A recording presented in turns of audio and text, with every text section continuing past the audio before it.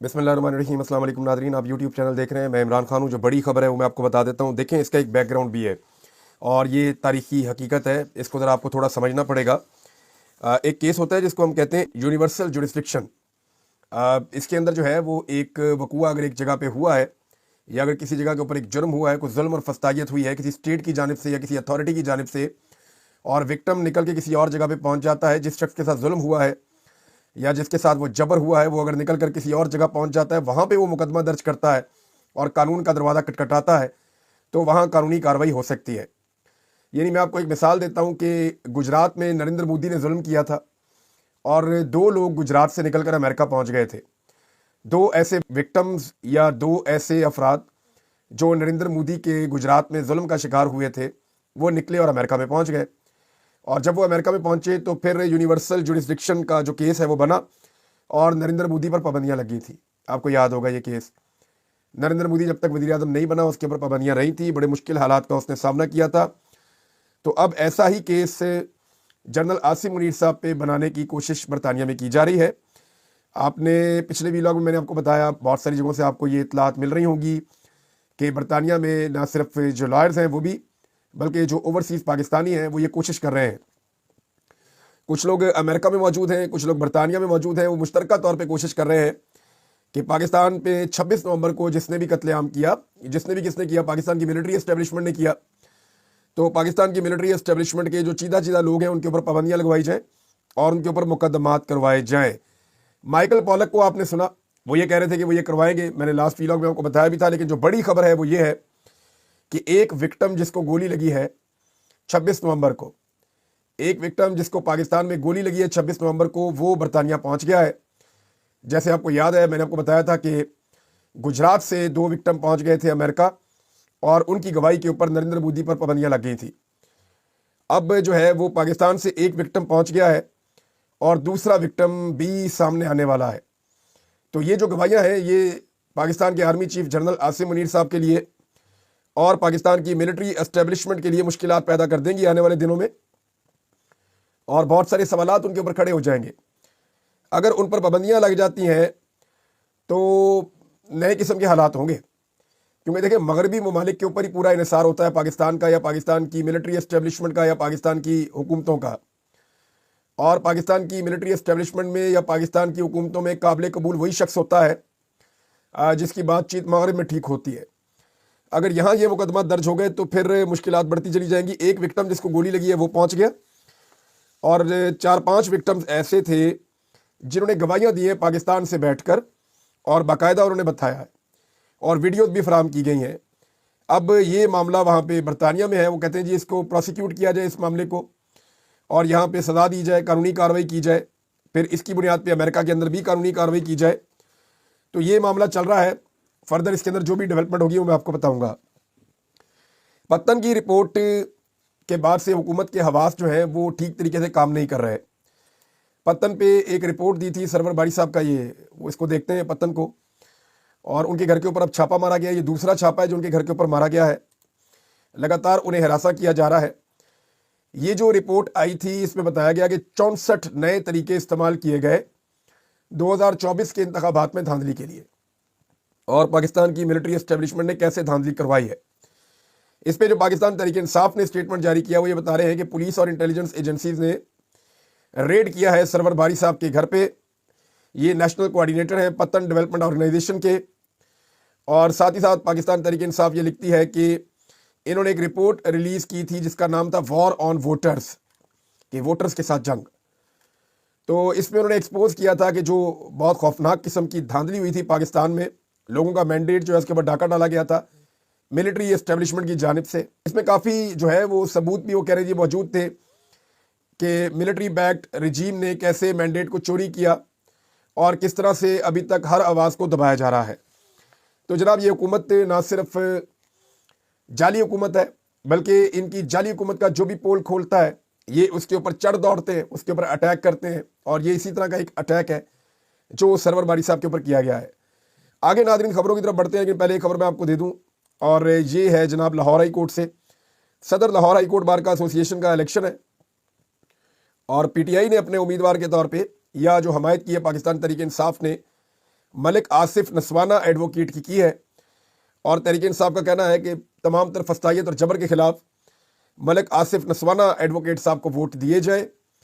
وجہ یہ ہے کہ دوسری طرف پوری ریاستی طاقت ہے، پوری ریاستی مشینری کام کر رہی ہے، پاکستان کی اسٹیبلشمنٹ کام کر رہی ہے، بہت سارا پیسہ انوالو ہے، اور ایک طرف پاکستان تحریک انصاف نے ایک امیدوار کو سپورٹ کی ہے۔ اب دیکھتے یہ ہے کہ ریاست اپنے پورے وسائل کے ساتھ جیتتی ہے یا پاکستان تحریک انصاف کا حمایت یافتہ امیدوار کامیابی حاصل کرتا ہے۔ محمود خان اچکزئی صاحب نے ناظرین ایک سٹیٹمنٹ دیا ہے، اور بڑے سیاسی آدمی ہے لیکن ان کا سٹیٹمنٹ مجھے بہت کمزور لگا۔ انہوں نے کہا جی ہم سٹنگ جرنیلوں اور سٹنگ ججز کو، ریٹائرڈ جرنیلوں کو اور ریٹائرڈ ججوں کو دعوت دیتے ہیں کہ ہم آپ کے میزبان ہوں گے، آئیں مل کر بیٹھیں اور ملک کو بحرانوں سے نکالیں۔ دیکھیں یہ جو جج اور جرنیل ہیں یہ اپنا کام کریں نا۔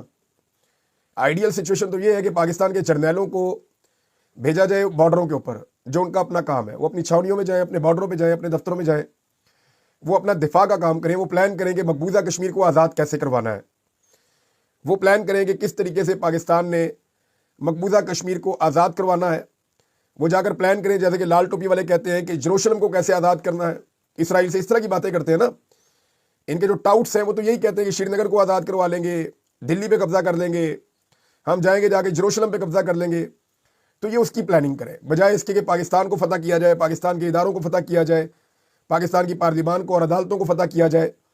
یہ کرنے کے بجائے پاکستان کے جرنیلوں کو چاہیے، پاکستان کی فوج کو چاہیے کہ جس مقصد کے لیے اس ادارے کو بنایا گیا، جس مقصد کے لیے اس ادارے کو اتنا سارا ہم نے اپنا پیٹ کاٹ کے کھلایا پلایا، اتنا بڑا کیا، وہ اس مقصد کے لیے کام کریں۔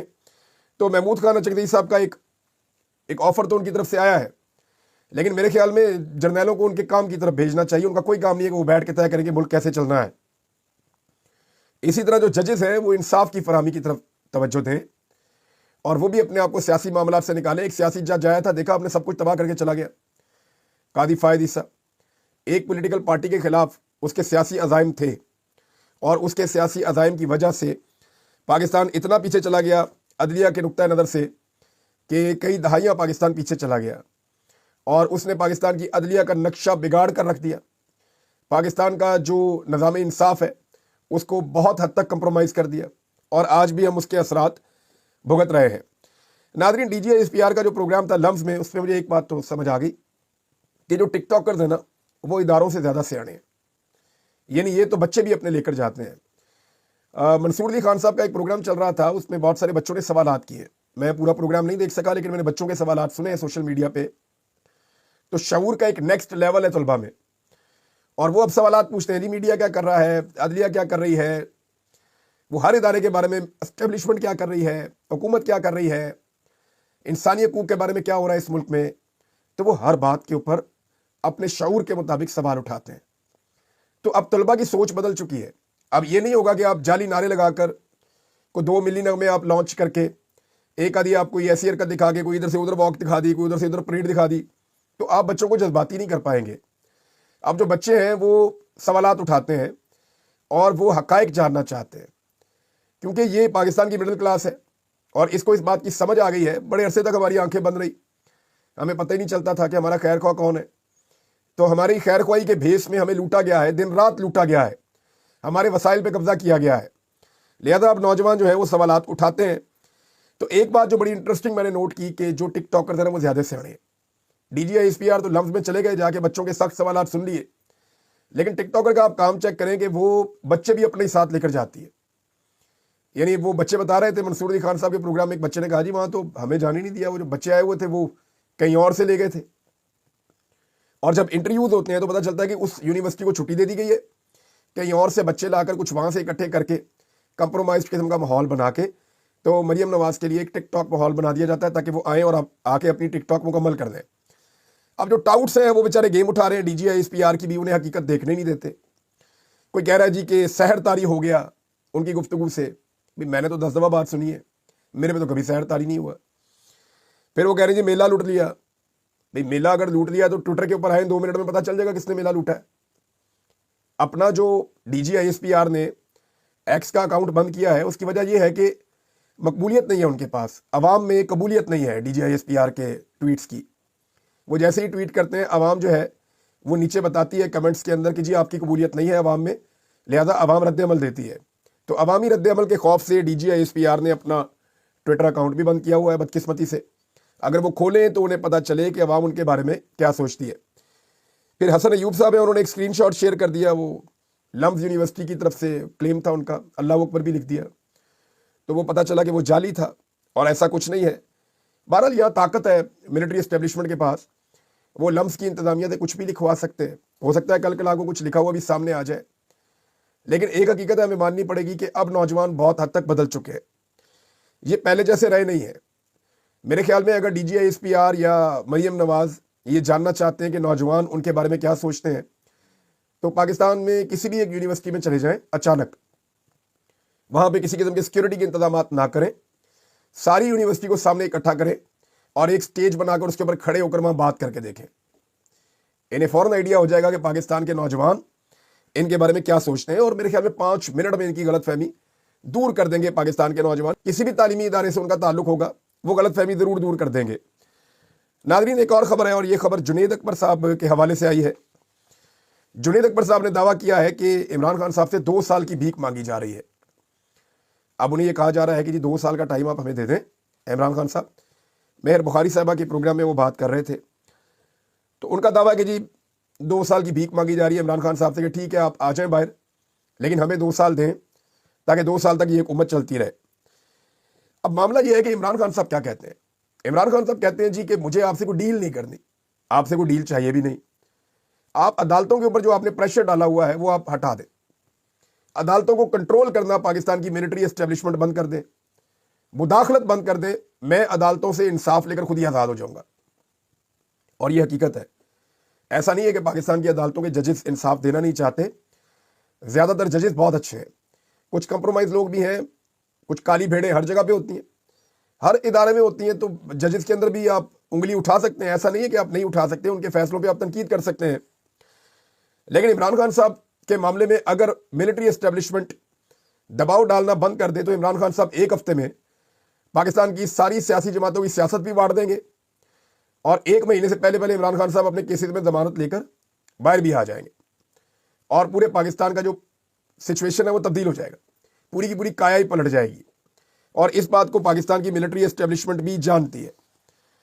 ناظرین ایک اور چیز میں آپ کو بتاتا ہوں، وہ یہ ہے کہ جو پنجاب میں ہوا 11 کروڑ عوام کا جو انہوں نے ڈبو دیا ایک 15 منٹ کی بارش میں، وہ سارا ہرا رنگ بہہ گیا جو مریم نواز نے کروایا تھا. اب وہ ہرا رنگ تو بہہ گیا، لیکن ذمہ داری ڈال دی ٹھیکیدار کے اوپر کہ یہ ٹھیکیدار نے کیا ہے. تو میرے خیال میں اس ٹھیکیدار کو گرفتار کرنا چاہیے، اس سے 11 کروڑ روپے وصول کرنا چاہیے، ہمیشہ کے لیے اس پر پابندی لگانی چاہیے.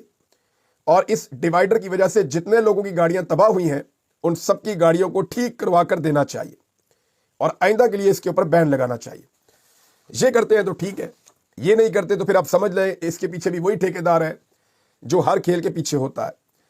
ناظرین پاکستان تحریک انصاف یا عمران خان صاحب کے پاس 2 ایسی طاقتیں ہیں، میں آپ کو بار بار کہتا ہوں، جن کو ابھی تک پاکستان کی اسٹیبلشمنٹ شکست نہیں دے پائی، انہیں قابو نہیں کر پائی. Number 1 overseas Pakistani, number 2 social media.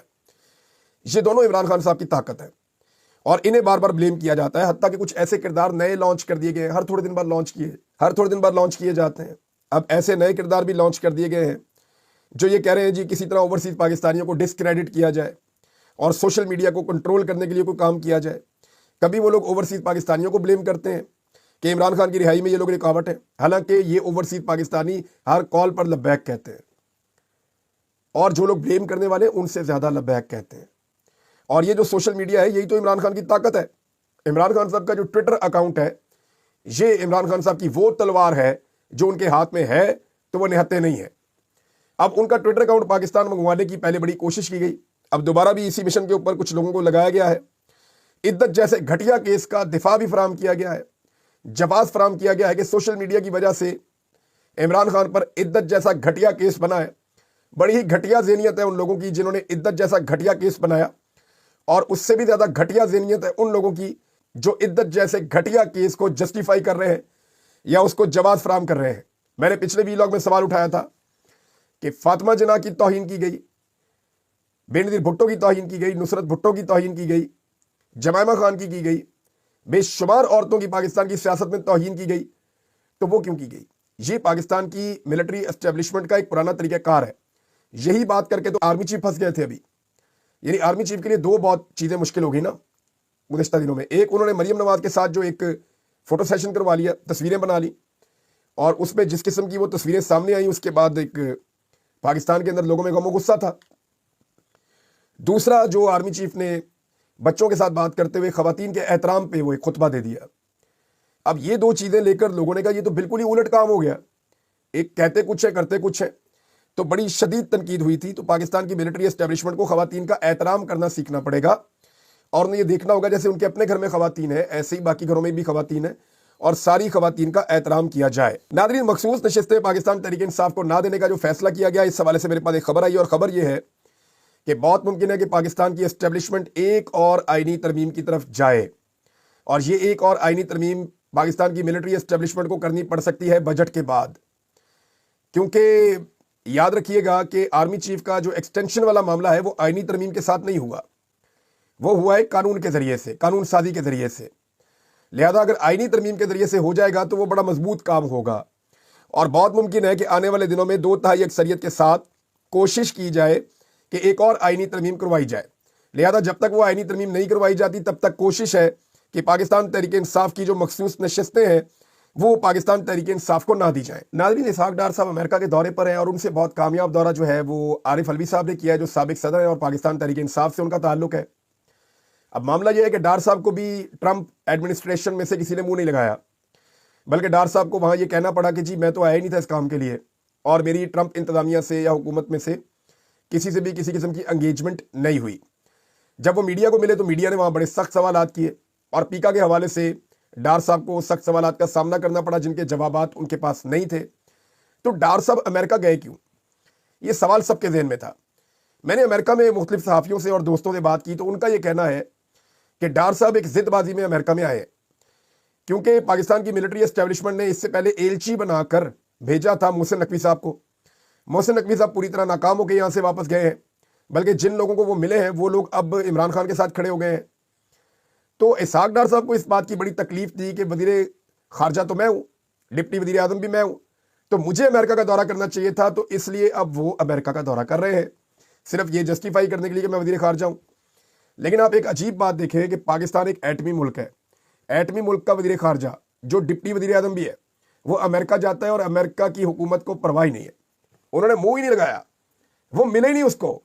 یعنی آپ اندازہ کریں کہ پاکستان اتنا بھی کیا گزرا نہیں ہونا چاہیے پاکستان کو, یا ایسا بھی پاکستان کا حال نہیں ہونا چاہیے کہ پاکستان کا وزیر خارجہ اور ڈپٹی وزیر اعظم امریکہ جائے اور امریکہ میں اس کو منہ ہی نہ لگایا جائے. تو یہ صورتحال تو اس سے پہلے نہ ہم نے کبھی سنی, نہ کبھی سوچی, نہ کبھی دیکھی, نہ کبھی اس کا تصور کیا تھا. لیکن یہ ڈار صاحب کے ساتھ ہو رہا ہے, اور ایکچولی بدقسمتی یہ ہے کہ ڈار کے ساتھ نہیں ہو رہا, یہ پاکستان کے ساتھ ہو رہا ہے, یہ ہمارے کھاتے میں چیزیں پڑ رہی ہیں. ناظرین, ابوذر سلمان نیازی صاحب نے ایک بڑا امپورٹنٹ سٹیٹمنٹ دیا ہے. انہوں نے کہا کہ یہ کہنا کہ عمران خان سلمان اکرم راجہ یا رؤوف حسن کی وجہ سے جیل میں ہے یہ ناانصافی ہے. کئی لوگ یہ کہتے ہیں نا کہ ان کے پاس پلاننگ نہیں ہے اس لیے جیل میں ہے. وہ یہ کہتے ہیں اس کا مطلب یہ ہے کہ ہم کبوتر بن رہے ہیں اور کمرے میں ہاتھی کو نظر انداز کر رہے ہیں, جو اصل وجہ ہے اس کو نہیں دیکھ رہے. انہوں نے واضح کیا کہ واضح رہے کہ عمران خان عدلیہ میں اسٹیبلشمنٹ کی مداخلت کی وجہ سے جیل میں ہے, یا افریدی جھک گئے ہیں اور عدلیہ فتح ہو گئی ہے. کتنی کلیئرٹی کے ساتھ ابوذر سلمان نیازی صاحب نے یہ معاملہ سامنے رکھ دیا ہے. یعنی اگر ابھی اسٹیبلشمنٹ نکل جائے اس سارے مسئلے میں سے, جیسا کہ میں نے پہلے آپ کو بتایا, تو عمران خان صاحب تو فوراً رہا ہو جائیں گے, لیکن یہ باقی ساری جماعتوں کی سیاست تباہ ہو جائے گی. اب تک اتنی, اپنا خیال رکھیے گا, اپنے اس چینل کا بھی. اللہ حافظ.